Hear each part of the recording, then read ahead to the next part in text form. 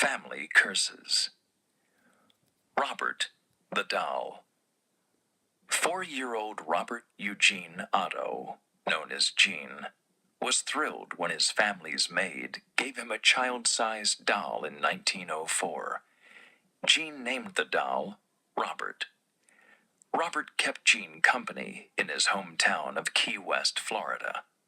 They wore matching sailor suits. Gene insisted that the doll sit next to him at the table. Gene's parents often overheard him talking and fighting with Robert, using a different voice for the doll. One night, Gene's dad was reading the newspaper and heard a terrifying cackle. "Gene, that's enough," he scolded. But when Gene's dad turned around, Gene wasn't in the room. It was only the doll sitting on the couch. Gene's dad thought he must have imagined what he'd heard. One night, Gene's parents were awakened by a thud and Gene's screams. They rushed to his room and found a desk knocked over. Gene sat in the corner, shaking and pointing at Robert. "He did it," Gene said. Robert lay on the bed. The corners of his mouth were turned upward in a creepy smile. Things only got stranger from there.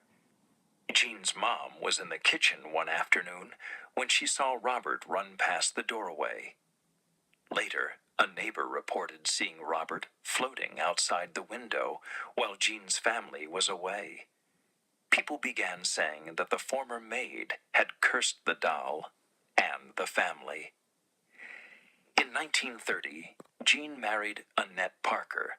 They lived in New York City for several years before returning to the family home in Key West. They spent the next 40 years there. Robert stayed with them in his own room. Robert even went on trips with the couple. When Gene died in 1974, his wife placed Robert in the attic. She then sold the house.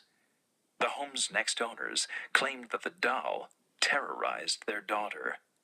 They quickly moved. The maid's curse not only outlived Gene, but also took on a life of its own.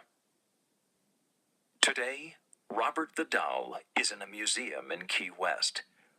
Legend says museum visitors must ask the doll for permission to take its picture, or risk being cursed forever.